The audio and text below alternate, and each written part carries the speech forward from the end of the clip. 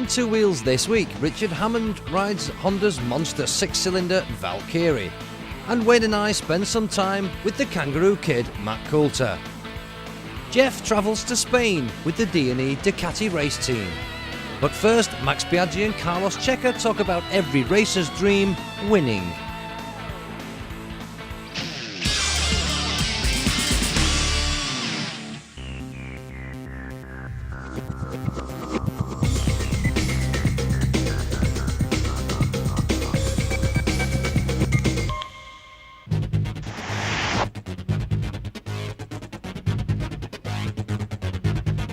It's a very delicate category because it's very easy to damage yourself.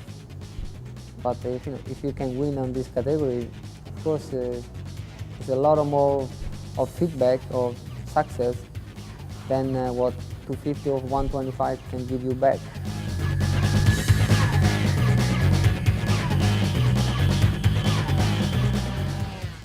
I cannot describe because you must feel. Sometimes the emotions, the feelings, you must feel, no? It's something inside you feel. It's like, you know, you are fighting during all the time to get a good result or to be number one, no? In all the sports, and when you get that, just for one moment, you are with feeling, no? The win is we work for. I think everybody tries so hard for win. It's difficult because every rider and every team do the same, but we try to do that. If the result's been good and we've won the race or we've been on the rostrum, then the amount of time that we enjoy that is very small because the joy of the rider coming back to the pit and rejoicing over his win and the team's very happy, but then we have to pack all the equipment up and get ready to go to the next Grand Prix. Winning is something that the rider wants, but the team wants as well. It's as much for us as it is for the rider, and when the rider wins, it's a win for the team.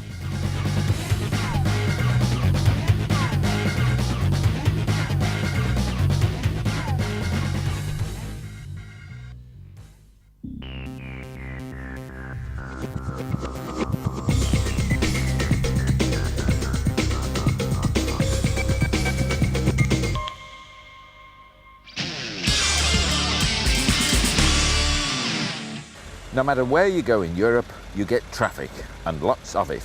And Albacete, or to be more accurate, Albacete, is no different.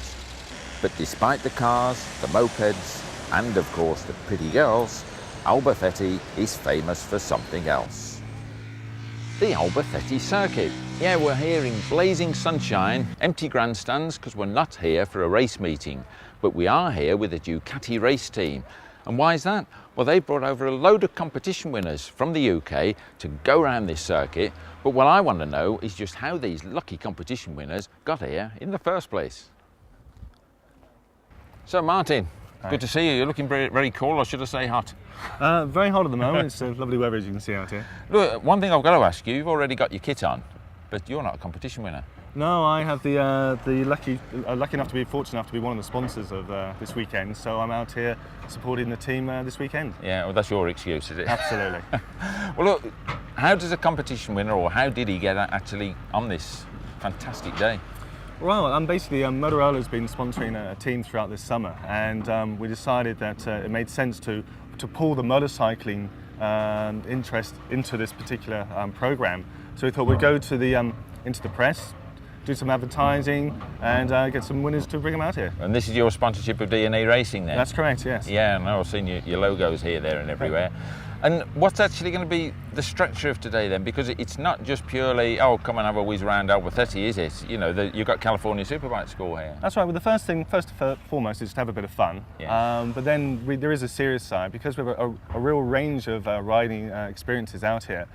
People can come along. They've been on 125s, so they're going to come out here and ride some 996s and 748s. So we've got the California Race School. So we're doing some classroom work, some off-track work. It's basically just to make us all better riders. Yeah. So there is a learning aspect to the fun side as well. So that's the competition winners, and you're going to blag yourself a ride as well. But sort of officially, what's the company actually getting out of this close involvement with biking then? Well, the idea is to go out and touch a new audience that I would say traditionally we haven't really gone out to. In our own industry, we're known very well, and we're trying to get out and touch more of the spending consumer.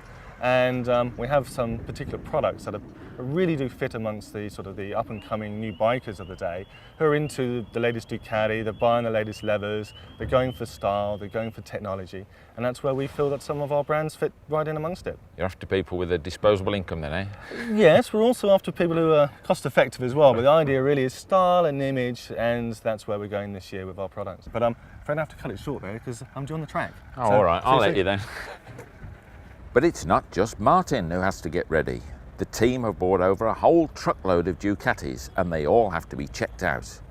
There are plenty of bikes for the lucky competition winners to choose from too.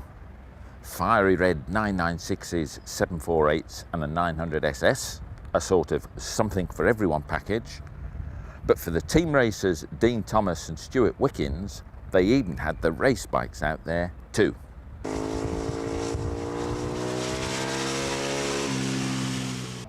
Now, just about to go on circuit is Gary here, and I want to ask him just how he managed to blag himself a trip here. Gary, how did it all happen? Who were you reading, as it were, when you won this competition? Performance Bikes magazine. Right. Based on 3 questions that were relevant questions of back issues of a long time ago. Yeah. Which luckily I have most of them kept in my loft. Isn't that cheating? Well, maybe, but I've managed I could. What with the wife being pregnant, she wanted everything up in the loft, so I was up there anyway, and I found the answers and just sent it off. So you won this, and how are you getting onto it today? Superb. I mean, absolutely you're loving superb, it. yeah. But I know that you're a bit of a, I won't say track day expert, but you've done a bit before, haven't you? Done a bit with Donaldson, with Ron Haslam. Yeah.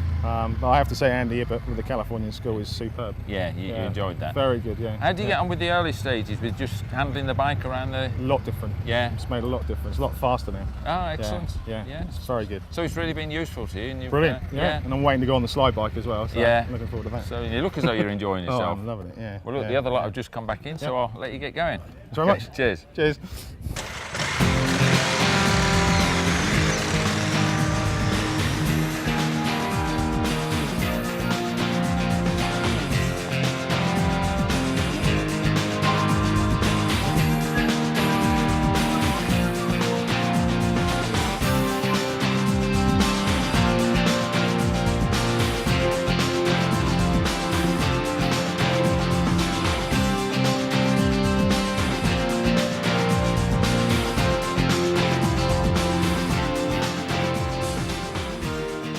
Well, there'll be lots more from Jeff and the boys and the girls in Spain next week. Coming up after the break this week, Richard Hammond rides Honda's Monster Valkyrie, 6 cylinders and 1500 cc's. And Wayne and I spend some time with the world's top quad rider, Matt Coulter, the Kangaroo Kid.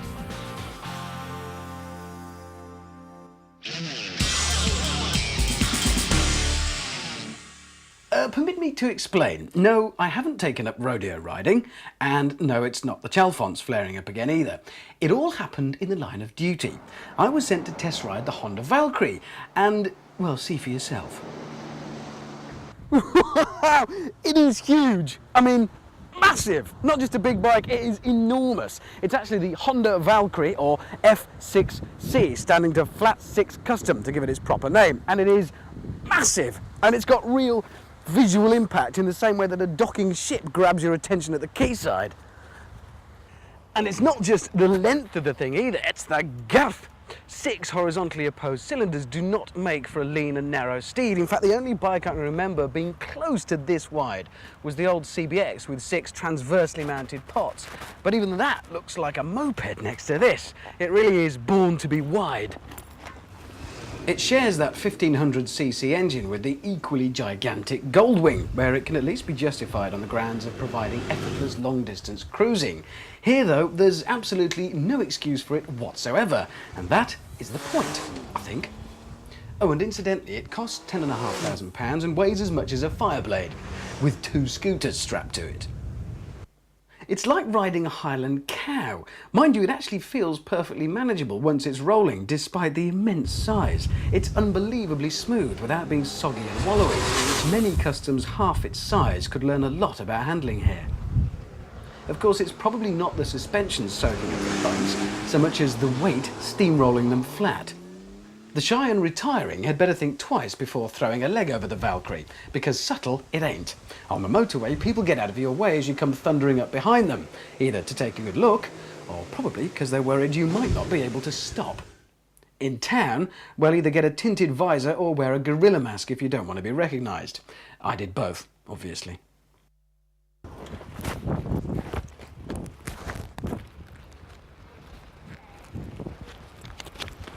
So, let's put it to the test and see what happens.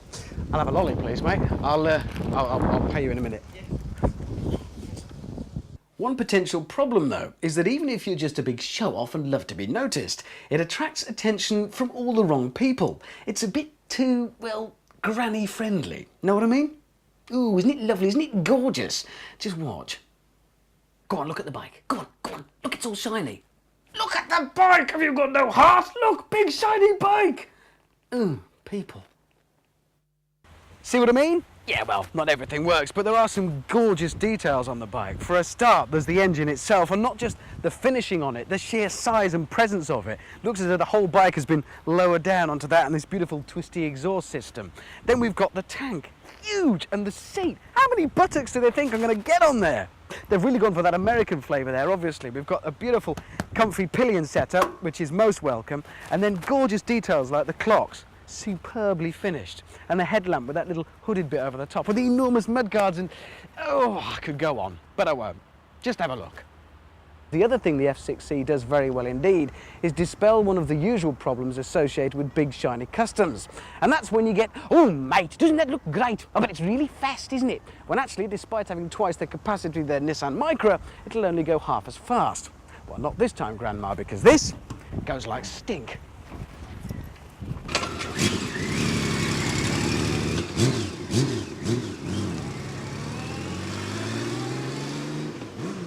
Mind you, it does get a bit breezy, particularly at high speeds, and it can hit very high speeds. Up to about, well, 100 miles an hour, it threatens to leave you behind. Over that, 110, and something rather odd happens with the aerodynamics, so that it's actually easier to hang on. I'd say that a screen might be a good add-on, even if it is a bit wimpy and gives it all the aerodynamics of a barn door. And while you're at it, you might as well stick some luggage on the back, and you'd have a very capable, and let's face it, good-looking, long-distance cruiser. Now, look at it this way. If I have to explain why the Valkyrie, then you'll never understand. Of course it's ridiculous if you look at it with your accountant's head on, but then it's precisely accountants, doctors, lawyers, frustrated middle management who'll be buying these things because they're ridiculous, because they make no sense. Let's face it, unless you're a dispatch rider, it seldom makes much sense to own a bike in this country anyway. They're expensive and it never stops raining. And I'll tell you something else. I want one. I want... All right, I want one. I love it.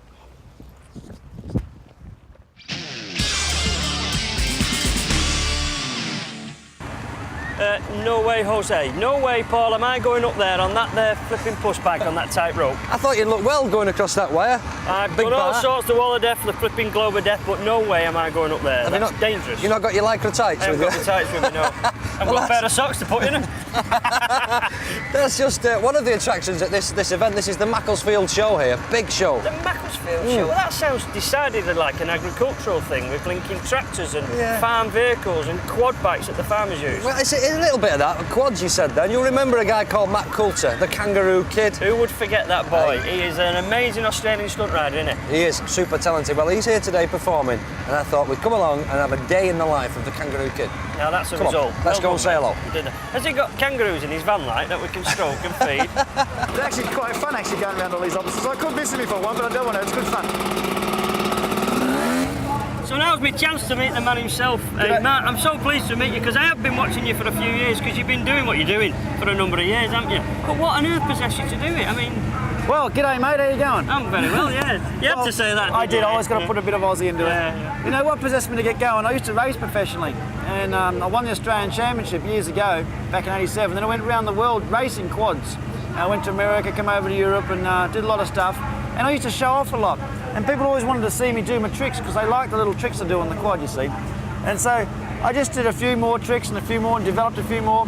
And then someone wanted me to do a show, you see, so I did a show for them, and then it went from there. Someone else wanted me to do another show, and I thought, I can make some money out of this. Yeah, hey, dollars, dollars, pounds, anything. So, I mean, you obviously got the bug then to do the show.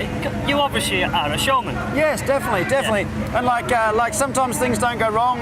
I mean, no, sometimes things don't go right in the show, and because I'm a showman, I want to entertain to the maximum, you know, and I get a little bit upset sometimes. Like today, the microphone didn't work very well, you know. And, yeah, because that's a unique thing about your show. You have a microphone, you're interactive with the crowd, you have a bit of banter, you're quite witty and funny, a lot funnier than Paul is. But that is a unique factor of it. But let's just go back a bit, man. Yeah. Let's go back a bit. Why come to England to do this then? Well, it's not because the pound's worth more than any other money in the world. There's nothing to do with that. It's because England is a small place, right? There's a lot of people here and there's a lot of events going on in a small area as opposed to Australia and America. And so you can literally do one show, one end of the country one day and the other end of the country the next day. Well, that's what you've been doing, isn't it? I mean, exactly. You were in Northampton yesterday and you came up here. Yep. And where are you going tomorrow? Well, I'm going to the boat to Portsmouth tomorrow to catch a boat to Guernsey. But last week I was in Aberdeen on the Saturday and Margate on the Sunday, right? A couple of days before that I was in Orkney Islands. A couple of days before that I was in Ireland. Your map must go up and down like that. Oh, you know, mate. It's easy to go around in a big circle. Oh, I know. But you've got to take the work when it comes in, you know. Wherever it is, wherever it is, you just keep going. I suppose that all that lengthy journey is only the same as back home. When you want to go out and get a video and a tin, you've still got to travel 300 miles anyway. Exactly. You go to the pub, it takes you 3 days to get there. Yeah. So do you miss home then? I do miss home. Well, it's a nice sunny day today, lovely day today. Yeah. But most days over here don't tend to be this nice, do they? No, not lots really. of rain, No, it's very true. Yeah, unfortunately, but England's a lovely place. But I do miss home. I do go back to Australia in the winter time over here for a few months at least, and just soak up the sun, top up on the accent. But you have to do that, don't you? Yeah. But this is home for you, isn't it? It is. We're at the back of your truck now. You normally have the bikes in the back and on a trailer, and home is up front. Yep, in a little galley there, and you've got somewhere to cook and everything. I've got a house in Suffolk, right? But I'm going to sell that now because I'm spending so much time on the road. There's no point in having a house. And I've actually got a bigger motorhome now. I've swapped homes with Gary Rothwell. The famous stunt rider, yeah. He's going to have my truck and I'm going to have his, plus cash adjustment, either way. Yeah. And then I'm going to live in that, just sell my house and just live in that. Oh, good Lord, I think I've just had a heart attack. That's another one of the stunt shows, setting the bomb off. Yeah. Today happens to be an ongoing stunt show. Yeah. But what I have noticed, that when you go out there, people are there. There's more people. You are the famous stunt rider. I mean, but that's because you've got no end of world records. That's right, I hold all the world records for quad bikes. I've done so much stuff, and you know that paddle steamer jump that I crashed on? Yes. That's been on so many TV shows and stuff, and everyone's seen that. People like to see people falling off and going wrong. The Kangaroo Kid name is gone big because of some of the crashes I've had. But you know what? I don't crash very often, really. I've only, in 8-10 years of doing this, I've only ever crashed like about 5 times ever and only hurt myself 3 times. Well, hang on, let's just not be trivial. Touch wood. Yeah, true enough. But that's not just a band-aid problem, is it, with a small scratch? We are talking, you just need to check these out now. Look at I mean, the knees are knackered, to say the least, aren't they? Yeah. Well, this one's all right. Oh, is it? I did stick a clutch lever through that hole there. See that one there? Oh, yeah. Went through there and come out there. One day. You had a glove for fun. And Robin Hood, when he got that sort of thing, he just give up. He just hung his blinking bow and arrow. Have you ever thought of hanging your ladders up and doing something Sometimes when I get up in the morning and I can hardly move and I'm like this morning, getting up ready to perform a show and I'm like, trying to get out of bed and I climb down out of my bunk and I really know what I did for a living, you know? Yeah. But so what do you do then? Pop your head out the window and shout for a masseur? Yeah, and they all come running. Yeah, I bet they do it all, Why doesn't that happen for me? But none of that, I tell you what, Matt, this is fascinating, but people out there just want to see you ride your bike, so I think that's the move. We'll let them enjoy you doing your stunts. Thanks very much, mate. Good on you, mate. Cheers. Good on you.